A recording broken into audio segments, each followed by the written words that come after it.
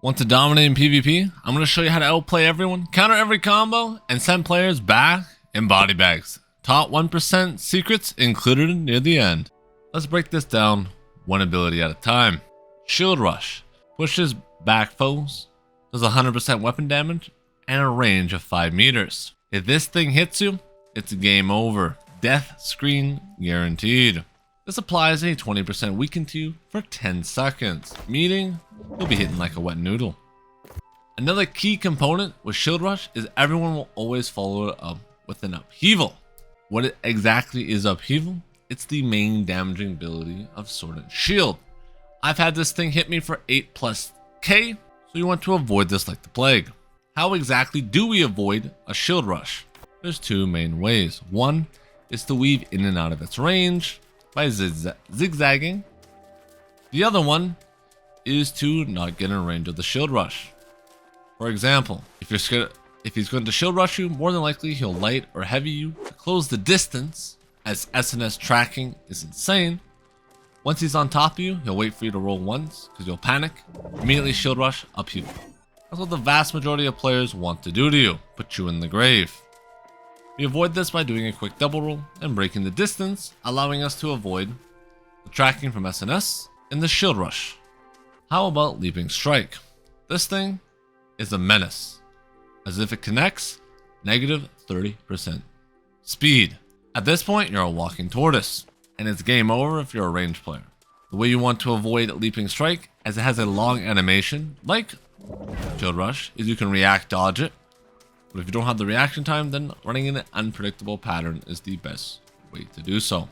You can choose to block these abilities. If you're a ranged player, that's not an option because you want to break distance. However, if you're melee, that's a very solid option, as let them come. Our battle will be legendary. If you are a melee player, just make sure you dodge Shield Rush. They'll try and time this either after you roll, going for a light, heavy, or an ability, as it can stagger you out of those, apply a weaken, and allow their upheaval to hit like a freight train. Can we avoid getting hit by a raw upheaval? No. It's just up to them to hit it. If they miss it, they're bad. If you dodge it, you should buy a lottery ticket. That's pretty much all for a Sword and Shield, as these other 3 abilities get avoided harder than I do on Tinder. Let's head over to Rapier. Oh Rapier, my one true love, my ex-weapon. Rapier abusers use all 6 abilities. Let's break them down one by one. First, you have Tondo. This one comes out too fast, don't worry about it. It's up to the player to miss. Next up, we have their 3 invincibility. Evade, Riposte, and Flurry. All these give iframes, so it's crucial to learn how to play around these. There's 2 main strategies. First, we'll talk about Flurry. Flurry does an insane amount of damage, so if this connects with you, not only will they heal back their entire health bar, but you'll be turned into Swiss cheese. There's 2 ways they'll use Flurry, either to iframe or when you're stammed. So never stam yourself against a Rapier player or your health bar will evaporate into water vapor. Now, how exactly do we mind game these iframe abilities? Well, most of the time, especially if the guy's a ranged player, they'll parry or evade the second you get in range of them. So just delay your attack. You can have heavy block, run at them, and they'll just parry. Just wait until their parry's out, then heavy attack them. You'll bonk them on the head the second their riposte expires, giving you free damage and them a one-way ticket to spawn. These are all about mind games. How about Flail? Flail is a gap closer. This will either be used to run away, nothing you can do, or to finish you off, as it does have a booty poke at the end of it. If they're going on you with Flail, just block. Make sure you turn around in time, because that's where the booty shot will come from. And then for the final ability, Flourish and Finish. This one is pretty hard to dodge as it comes out immediately, so more have to think when they want to use it. Most Flourish and Finish players will either use this as an escape to get away from you, or if they're doing the offensive route, it usually means you're bleeding and you need a lot of bandages. If you can't cleanse them, start playing like a tortoise, block, disengage, as if that Flourish and Finish connects, say goodbye to your remaining 10,000 HP in the blink of an eye. In Hatchet, everyone pretty much runs the 3 same abilities: Social Distancing, Raging Torrent, and Berserk. I'll break this into 2 categories: the Throwing and the Berserk. If you get hit by a Social D, you're pretty much dead, as he's coming at you like a feral dog. So how do you know when he's going to use this? When you turn his booty to him and start running?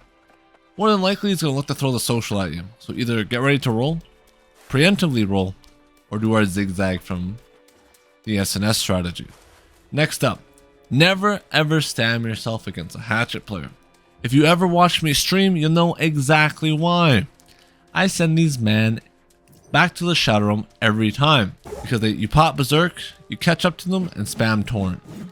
Torrent's traction is absolutely abysmal, so you only can generally use this if they're stammed. Berserk speed is nice, but most of the time they'll pair Berserk with Raging. You have two options, either block or roll. Against the Hatchet, it's way better to block, as the Hatchet does negative stam damage. Technically speaking, you can regenerate stam against a Hatchet just by stopping your block in between their attacks. Never roll a Hatchet player, always block them if you can. If you have to retreat, then just don't get hit by the social distance, and never, under any circumstance, stam yourself or you'll be environmental storytelling. Next up, we got Flail, the new meta weapon. It's been rising in popularity, skyrocketing into the stratosphere. How exactly do you counter this bad boy? Well, let's talk about Vortex, the spinning giant, the wee move. Basically, just run away. You can't out-trade it. You can't damage him during it. Just book it. Next up, the trip. The trip will almost always be followed up by Arcane Eruption, so we're not going to talk about this ability. We're mainly going to focus on trip, as avoiding trip is the key to beating Flail. The animation, very fast. The range, insanely far. So the only way to avoid trip is either to block or dodge it. In dodging it, you have to be a god. So we're going to block. When you're fighting a Flail player, play more defensive. Wait for him to use trip before you go fully offensive on him. You want to take the snail pace here. Attack, defense. Attack, I'm dead. There's people killing me. I'm showcasing a build. I'm putting this in the video. They're toxic. I'm just doing a video. Well, that's rough. Minor setback. We're on Spear now. Spear is broken down into 5 abilities. No one touches Vault Click unless you're psychotic. Let's break down the rest, starting off with Perforate. This thing is a 3-for-1 deal. If it connects, you're a body bag. So the second you see Perforate coming out, block, roll, just get away from it like it's trying to eat you alive. Don't touch it. It will destroy you. Next up, we have Skewer. This will more than likely be the gap closer that they use to get on top of you or run away. Very obvious because the Spear player will get in range and generally try to hop on you like they're playing Mario. Just block or roll back or zigzag like we talked about earlier. How about Cyclone? Cyclone is an amazing tornado that comes out immediately, and avoiding that is very key. If you know the opponent has Cyclone, they'll generally use it when you're either attacking, stammed, or looking real desperate. Where you avoid this is by switching up your rhythm. Most players want their Cyclone to hit at all costs because it gives you a massive heal and stam back. So if you're low on stam, try to block instead of roll to make sure your stamina stays up. For the most part though, it comes out instantaneously, so it's up for them to miss it. Next, we have Sweep and Javelin. These two have a lot of counterplay, and this is way more skill dependent on you to avoid these two. Javelin has a long wind-up time. The second you see the Javelin in their arms, you know to start blocking or rolling. Because if this thing connects, you'll get yoinked over, immediately get comboed into a Cyclone, and lose half your health. So avoiding the yoinking move is key to victory here. Next up, we have Sweep. Sweep has 2 parts. The sweeping motion and the shanking motion. If you can bait out a sweep by walking in and out of its range, the range is not very far, but to the edge of this rock. When you do that, just walk in, out, or walk in, immediately block. They'll try and sweep, and then they'll be locked into an animation, and it's time to eat their booty. They'll have a great time, you too, everybody wins. If you're also a spear enjoyer, you can time your spear half a second after theirs. Yours will connect, and they'll turn into a floor tank. Since the grit won't be active on theirs, well, it'll still be active on yours. Great Axe. 4 abilities to worry about. Whirlwind, Maelstrom, Gravity Well, and Reap. These 4 can end your life. If you get hit by Execute, God help your soul. Charge is the coward's way out. First focus on Reap, as this one is their get over here move. You go 8 meters away, finish off with a quick slash across the face. When will players use Reap? Generally when you're trying not to be friends with them and running away. Best way to avoid reap is either to block it when you're fighting them, or if you're trying to run, the second you close too much distance away from them, just look to roll. Preemptively roll, they'll reap you, and they'll miss it. I've done this a lot, especially when I was a light rat back in my day. I found that to work quite well. As well as autopilot, who's getting too far, reap, roll, they miss. Next up, we got the spinning moves. Maelstrom, Gravity Well. Let's talk about these two first. Maelstrom is their primary way of doing big damage. When will they use this? Either after they hit you with the CC, you're animation locked, or you're stammed. If you're stammed, God help your soul. The other two, we can play around. Generally, while a Great Axe has Maelstrom up, you want to avoid using an ability that loses to it in a trade. There's too many abilities to explain that. Just look at the damage, look at your ability's damage, and ask yourself, if I hit him and he hits me with Maelstrom, do I win or lose this? If the answer is you lose, don't use it while he has Maelstrom up. Next up, Gravity Well. Gravity Well is probably the easiest ability in the entire game to dodge. Just look at the player, you'll see his axe go back, it'll be blue, and that's your key to dodge. It's super telegraph, all you have to do is wear a pair of glasses and you should never get hit by it. If you are in a Gravity Well, however, it's very hard to get out. I recommend jumping and blocking. Block, jump, block. I found that to be more consistent than the roll strategy. Just my personal way of escaping the rat's nest. And then the final, and probably the most deadly ability no one ever talks about, is Whirlwind. This thing turns you into a helicopter. You spin across the battlefield, consuming souls. How do you deal with this? Block it, don't roll it. You're not going to be able to roll that. It's going to stick on you like glue, and if you stam yourself, you're opening up yourself for a beautiful Maelstrom Reap combo insta-dead. So block it. If you don't have good blocks, pray to God you got some extra evades, like a Tomb from Ice Gauntlet, or some Rapier abilities, or a mobility skill of your own. If you don't have any of those, your only option is to block, don't roll it. It's hammer time, boys. Talk about the Warhammer. Warhammer is pretty simple. A lot of the abilities are slow, but they hit hard. Best advice I can give you, look to always dodge the animations. This one's all about learning dodge timing. You can dodge everything in here, except for Armor Breaker. I believe this one comes out too fast to react dodge. So, learn the animations. Study them like you're going back to school, and you'll never have a problem with Warhammer again. Tip number 2, never, under any circumstances, trade with a Warhammer. The reason being, they will always outtrade you. They hit like a freight train, and they have this broken passive. Power through pain. Deal 35% extra damage for 1 second after taking damage. This translates to, you hit me, I hit you twice as hard. Never trade with a Warhammer, no matter what. Use their slow animations against them. Their timings is their undoing. Just be careful of Armor Breaker, as this one, while you're above 70% health, it can easily do 7,000 to 9,000 health to you.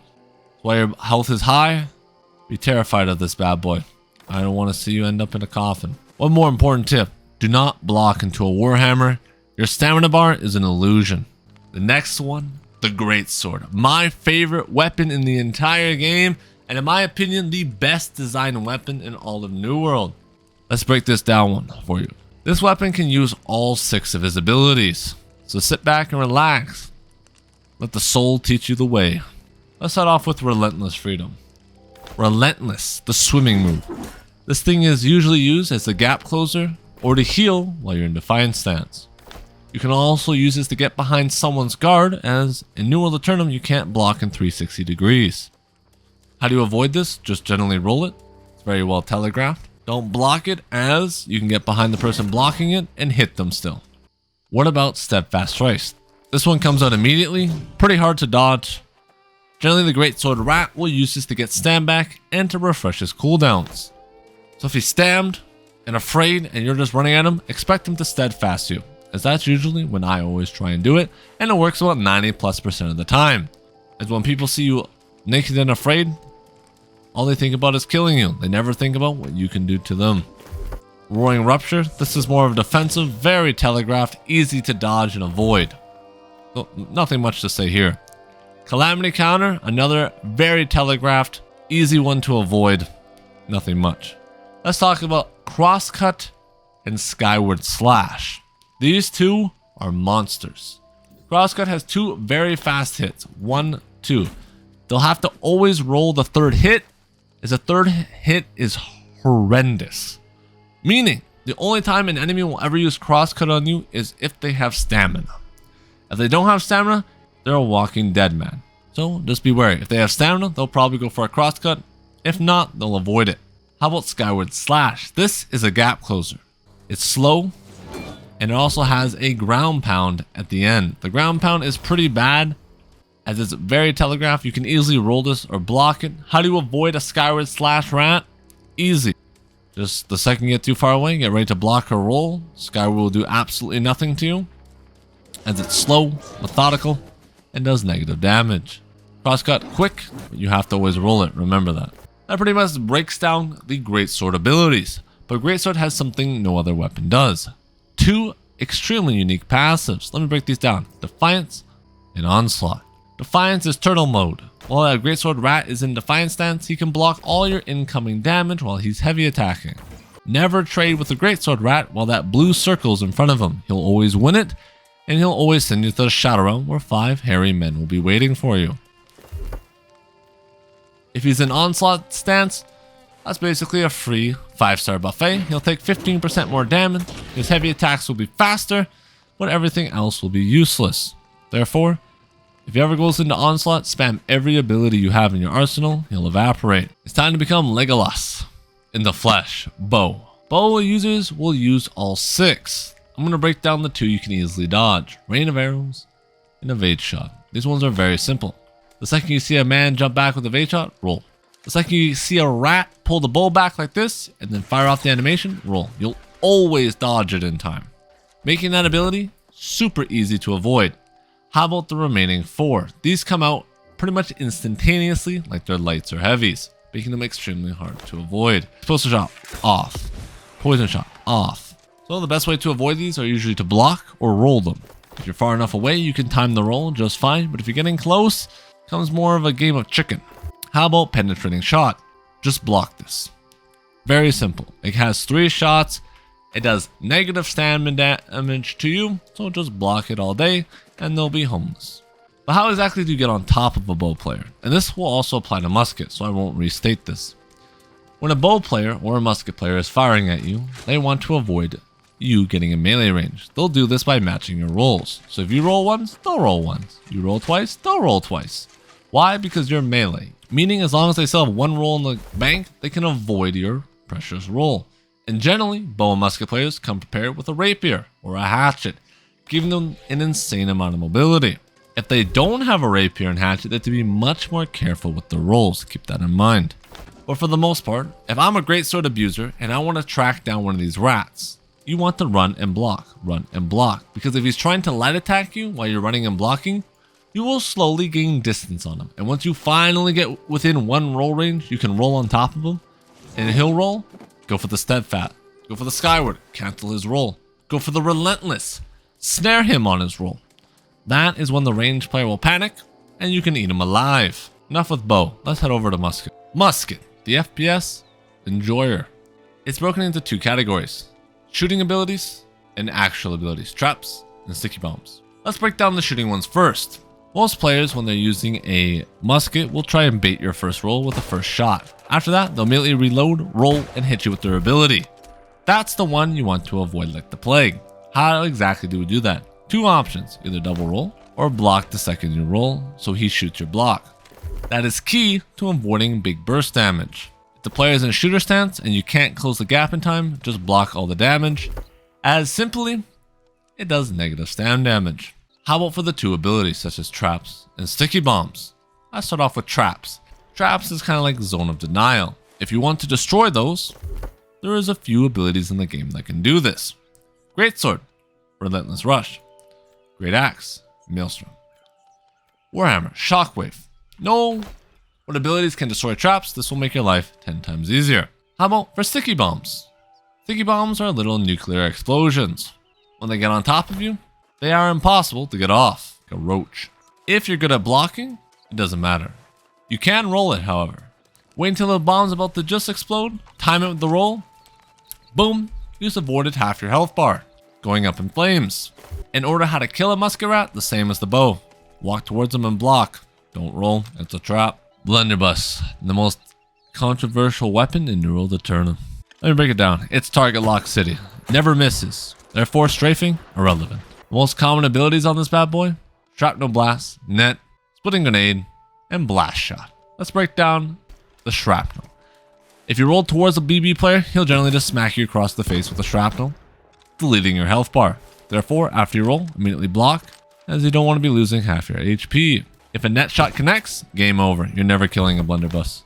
Have to block it or roll it. Good luck. Comes out instantly, and if they target lock it on you, they're never missing it. How about splitting grenade? This thing, telegraphed. You can see it coming from a mile away. Just roll it. As long as you have eyes, I believe in you. The final one, blast shot. This one will send you sky high, and more is a ability to prevent you from touching their booty cheeks.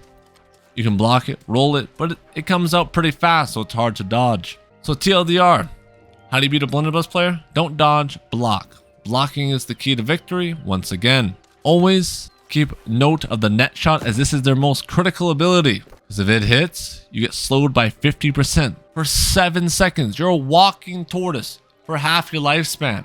Keep note of this ability over everything else. Fire Staff. It's time to cast Disappointment. Fire Staff is broken down into all 6. But Flamethrowers, I'm not going to talk about that one. That one's pretty self-explanatory. Burnout, Fireball, and Pillar of Fire. The most common 3 used across the board. Fireball will generally always be thrown at you when your health is high and you just rolled. As this one, they want to connect at all costs. Most players will always animation cancel every Fire Staff ability in the entire game, as you can do so. See, very easy. Maximum damage, maximum pain. Good rule of thumb is after they auto attack, they could very easily throw an ability. Keep that in mind. Make sure you stay a bit of distance away from a Fire Staff rat until he throws his fireball, as it's very easy to roll if you have some time. In terms of his Pillar of Fire, this one comes out much more quickly, but you can still roll it. Don't block it, it goes to block. And then you have Burnout. This cast time is long enough for me to have grandchildren. You can stun them, stagger them during Burnout. Always save one of your CCs, such as Skyward Slash, Maelstrom from Great Axe, for their Burnout.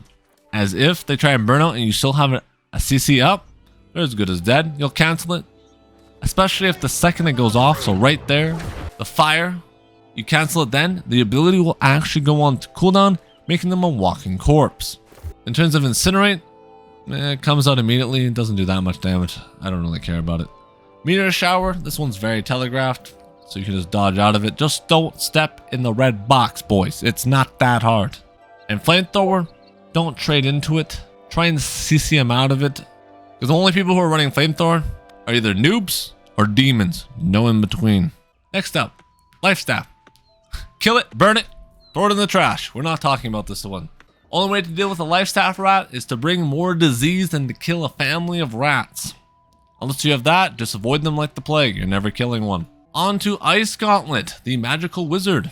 They have 6 abilities: Pylon, Tomb, Shower, keep you clean. Let's talk about these 3 first. If you ever see a pylon on the ground, destroy it. It will always do a lot of damage. Do not sleep on that bad boy.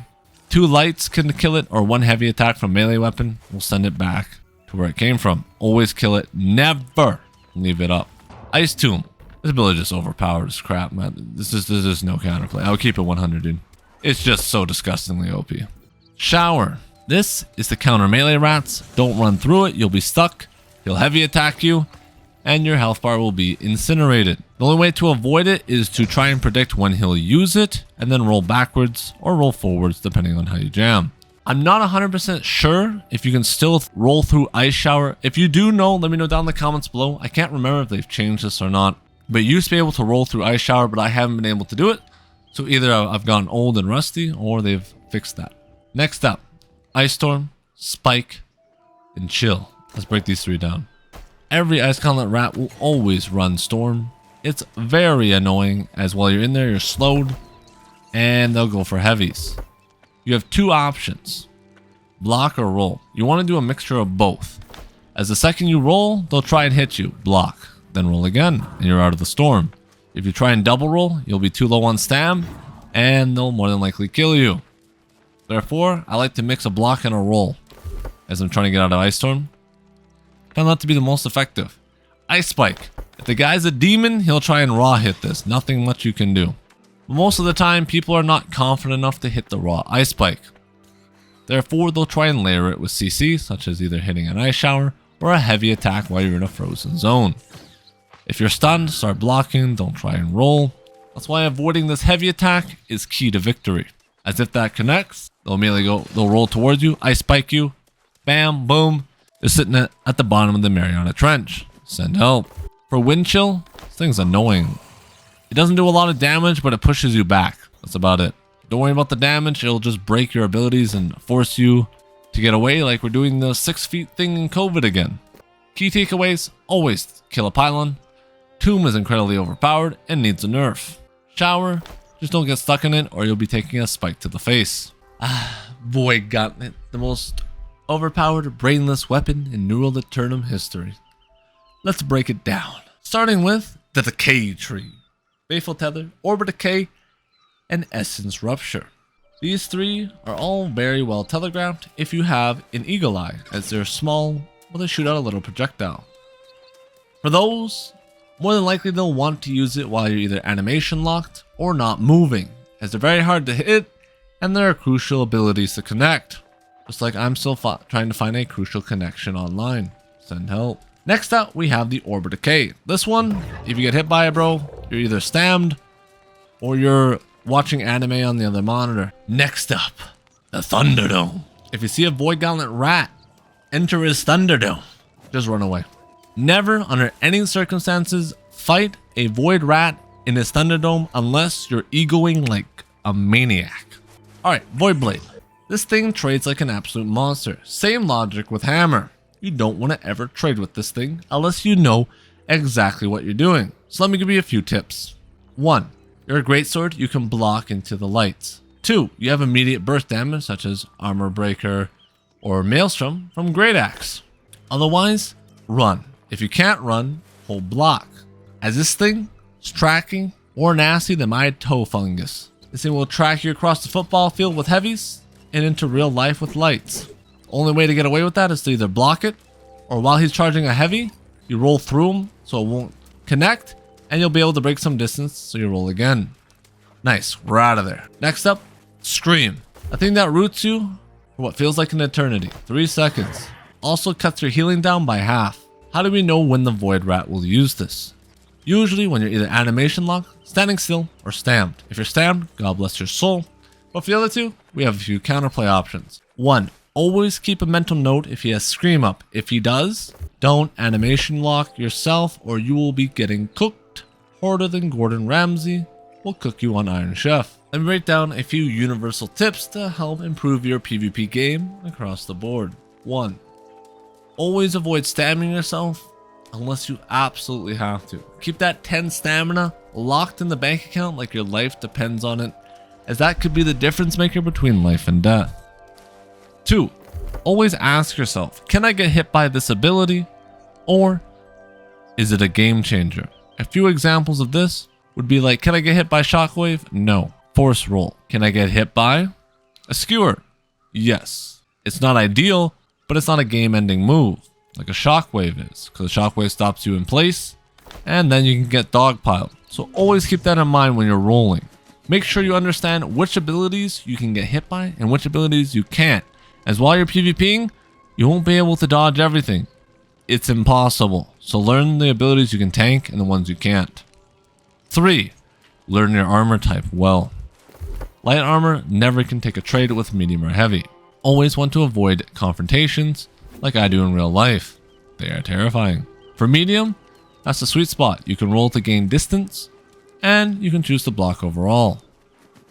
For heavy, never roll. It's always better just to block and walk. Except under a very few circumstances, I would say rolling is better. But for the vast majority of players, just learn how to block better. It will save your life more times than you can count. 4. Use Stalwart Heart Room. This thing is beyond broken as it makes you CC immune. Whenever you pop it, you can't get hit by anything for 4 seconds. Meaning, You can take nasty trades, avoid certain abilities that would have killed you, and turn the tables on players. 5. If you're fighting a range rat, more often than not, it's better to block than roll towards them. As while you roll, you leave yourself open for a very easy shot to the booty, and they can always match your rolls. So unless you have an ability that can immediately close the gap and punish their roll, blocking is almost always a better way to go. Learning how to do this is kind of like the yin yang of New World.